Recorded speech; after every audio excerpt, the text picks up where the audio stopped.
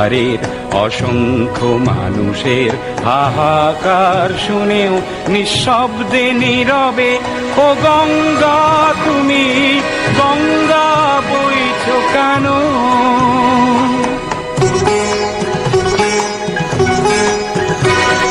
নৈতিকতার স্খলন দেখেও মানবতার পতন দেখেও নির্লজ্জ অলস ভাবে বইছো কেন?